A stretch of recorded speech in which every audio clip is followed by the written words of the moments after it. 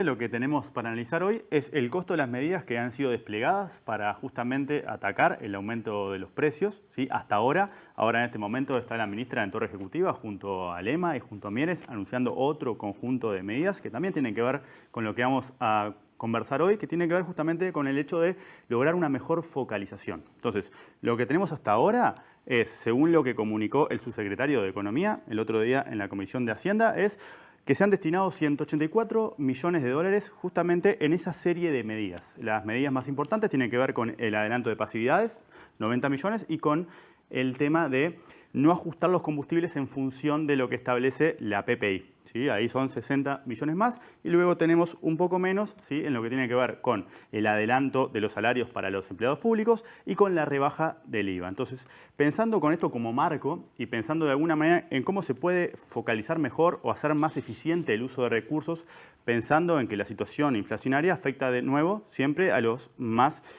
vulnerables, ¿sí? Vamos a analizar un poquito cuáles son las alternativas que pueden ser desplegadas en el corto plazo, pero también pensando un poquito más hacia adelante y aprovechando un conjunto de condiciones técnicas que hoy efectivamente lo permiten. Y para eso es relevante detenernos ahora en la segunda placa, que lo que nos muestra es cuál es la estructura tributaria de nuestro país. Básicamente, ese es el 100%, ¿sí? De la recaudación, y lo que tenemos es que el 58% corresponde a impuestos al consumo. En particular, solamente el IVA es casi la mitad de la recaudación.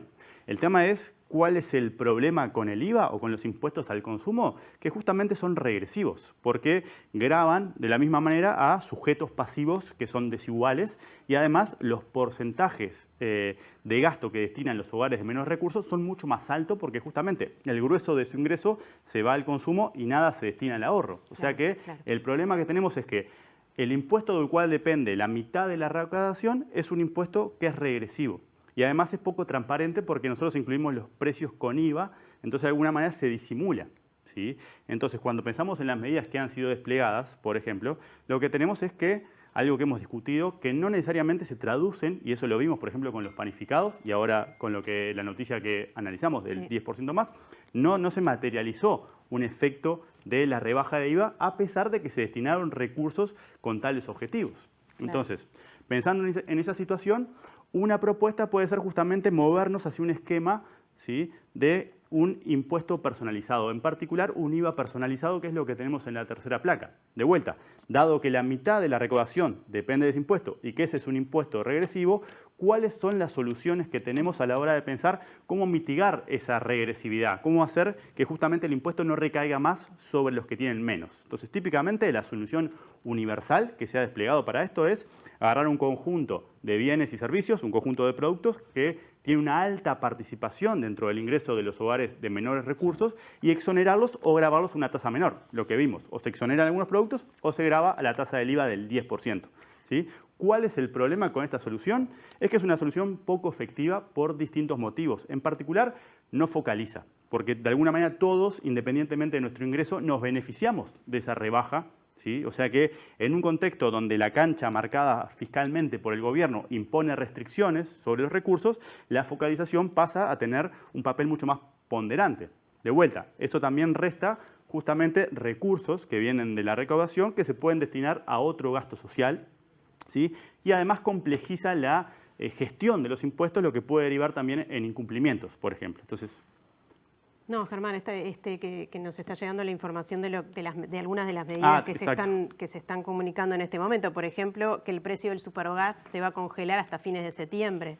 Y también un aumento con respecto a las asignaciones familiares que se recibirán de junio a septiembre. Si no me equivoco, es del 4%, ¿verdad? Sí, son un conjunto de medidas que justamente están siendo comunicadas ahora y que tienen que ver, en algunas partes, con lo que estamos discutiendo, que tiene que ver con la focalización, porque de hecho... Exacto, el IVA focalizado. Exacto, con la potencia que uno se puede aprovechar dado que tenemos la disponibilidad técnica, la información, los medios electrónicos, que ahí está la clave. Si nosotros personalizamos el IVA, es algo que podemos hacer de forma compatible con la tecnología que tenemos hoy, en particular justamente a través de medios de pagos electrónicos. Ese es un tema central para pensar si efectivamente las rebajas y los recursos que se destinan efectivamente van a parar a los hogares que tienen menos recursos y si eso es efectivo y si eso es eficiente.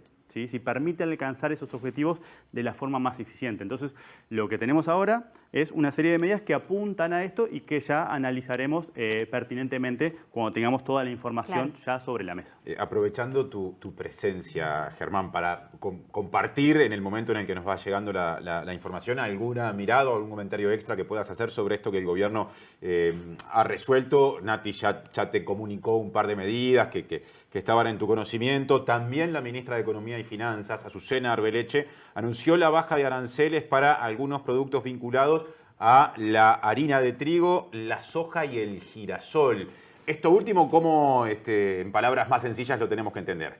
Y bueno, ahí justamente capaz están levantando restricciones a las importaciones que están vinculadas a precios de productos que están aumentando y que la perspectiva es que aumente más. Por ejemplo, lo que tiene que ver con harinas, lo que tiene que ver con todo lo que está detrás del trigo. India, por ejemplo, el otro día comunicó que iba a hacer restricciones a las exportaciones justamente por un tema vinculado a una ola de calor que está atravesando, y eso supone una escasez adicional de un producto que ya estaba afectado por la situación de la guerra. Y lo mismo pasa con los aceites de girasol, que todavía tiene una perspectiva de crecimiento. Entonces, esas medidas están orientadas a mitigar desde distintos lugares justamente el traslado a precios, ¿sí? O sea que por ese lado hay un conjunto de medidas vinculadas a eso. También se comunicaron un conjunto de medidas vinculadas a incentivos para la contratación, porque la conferencia está dada en conjunto por Lema, que comunicó lo de el aumento de algunas asignaciones familiares, el congelamiento hasta septiembre del supergas, y también por el ministro de Trabajo, Mieres, que comunicó también incentivos para generar mayor contratación.